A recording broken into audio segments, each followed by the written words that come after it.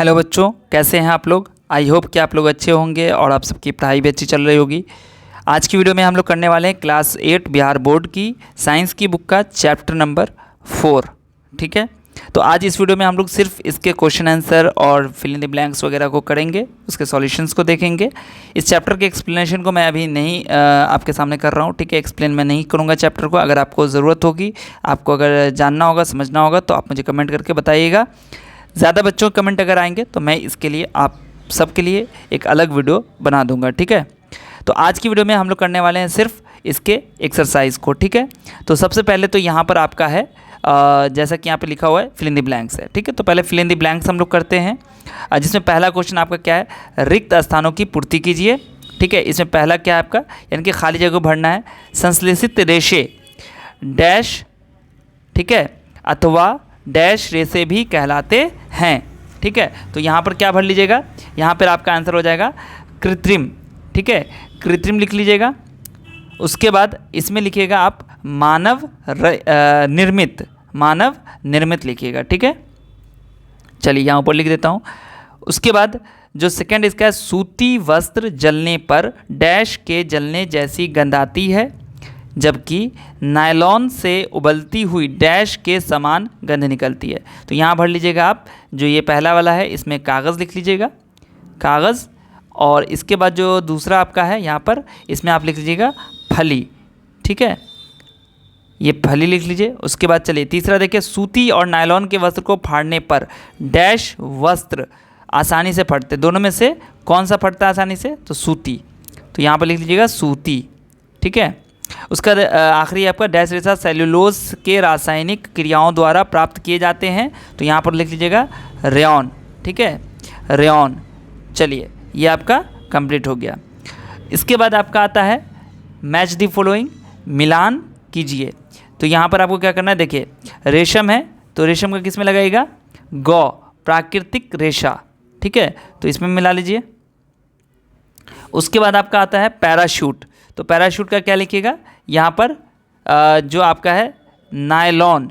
ठीक है, parachute nylon का बनता है, इसलिए आपको पैराशूट का किस में लगाना है, घ में लगाना है, नायलॉन। ठीक है, उसके बाद आपका है कृत्रिम रेशम। तो ये आपका कौन सा हो गया, रेयॉन। उसका टेरिलीन, तो टेरिलीन क्या है, तो ये संश्लेषित रेशा है, तो आप इसका लगा लीजिए क में। ठीक है, चलिए तो आपका जो यहाँ पर मैच दी फॉलोइंग था, मिलान कीजिए, वो भी हो चुका है। अब आते हैं हम लोग क्वेश्चन आंसर देखते हैं।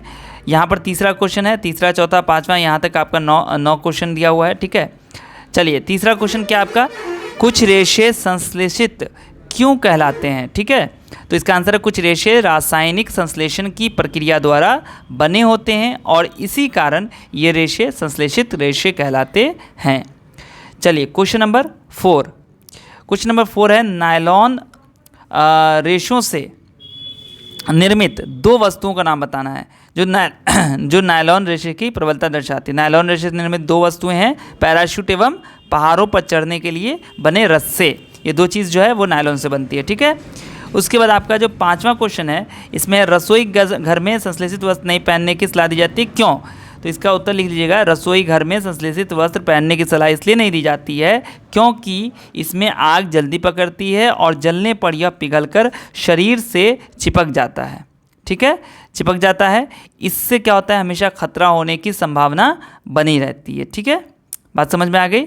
चलिए छठा क्वेश्चन है, रेयॉन को नकली रेशम क्यों कहा जाता है। तो इसका उत्तर लिखिए, रेयॉन को कृत्रिम रूप से बनाया जाता है, यह रेशम के समान होता है, यानी कि सिमिलर होता है, तथा देखने और छूने में भी रेशम की ही तरह होता है, इसलिए इसे नकली रेशम कहा जाता है। चलिए उसके बाद है क्वेश्चन नंबर 7, संश्लेषित वस्त्र, ठीक है, गर्मी के मौसम में आरामदेह नहीं होते हैं, क्यों। संश्लेषित वस्त्र ताप के कुचालक होते हैं, इसी कारण गर्मी के मौसम में पहनने पर यह आरामदायक नहीं होता, क्योंकि शरीर में बाहर की हवा प्रवेश नहीं कर पाती, न ही शरीर की गर्मी बाहर निकल पाती है, इससे काफ़ी गर्मी लगती है तथा पसीना से संश्लेषित वस्त्र शरीर पर चिपक जाते हैं। इसी वजह से जो संश्लेषित वस्त्र है जो चिपक जाते हैं, इसी वजह से संश्लेषित वस्त्र गर्मी के मौसम में आरामदेह नहीं होते हैं। ठीक है, तो क्वेश्चन नंबर 7 हो गया। अब है क्वेश्चन नंबर 8वां प्रश्न 8 क्या कहता है, देखिए प्रश्न 8 में है आपका एक्रिलिक के 2 उपयोग लिखे हैं। तो एक्रिलिक के 2 उपयोग हैं, स्वेटर बुनने में तथा कंबल अथवा शाल बनाने में। ठीक है, उसके बाद क्वेश्चन नंबर 9, रेशा का नाम बताइए जो जलने पर जलते हुए कागज़ का गंध देता है। तो ये हो जाएगा सूती वस्त्र, जलने पर जलते हुए बाल का गंध देता है तो ये हो जाएगा रेशम, जलने पर उबलती हुई फली का गंध देता है तो ये हो जाएगा नायलॉन। ठीक है, तो ये आपका जो प्रश्न 9 था वो भी सॉल्व हो गया। 10वां क्या है, संश्लेषित रेशों का औद्योगिक निर्माण वास्तव में वनों के संरक्षण में सहायक होता है, टिप्पणी कीजिए। ठीक है, तो इसका आंसर क्या लिखिएगा, आज औद्योगिकरण के युग में प्राकृतिक रेशों पर हमारी निर्भरता बहुत कम हुई है। यानी कि प्राकृतिक रेशा जो है ना, जो औद्योगिकरण की वजह से क्या हो गया, उस पर डिपेंडेंसी जो है ना, औद्योगिकरण का मतलब क्या हो गया, इंडस्ट्रियलाइजेशन। इंडस्ट्रियलाइजेशन के ज़माने में जो प्राकृतिक रेशा है इस पर हमारी निर्भरता क्या होगी, बहुत ज़्यादा कम हो गई, डिपेंडेंसी बहुत कम हो गई है। संश्लेषित रेशों का निर्माण बड़े उद्योगों में बड़े पैमाने पर होने लगा है। इन रेशों के निर्माण से प्राकृतिक संसाधनों के उपयोग में कमी आई है, इससे वनों की कटाई में काफ़ी कमी आई है। यानी कि जो प्राकृतिक संसाधन है उसका उपयोग कम हो रहा है, इससे क्या हो रहा है कि जो वनों की कटाई है उसमें भी कमी आई है और वनों के पेड़ पौधे सुरक्षित रहते हैं। इस प्रकार संश्लेषित रेशों का औद्योगिक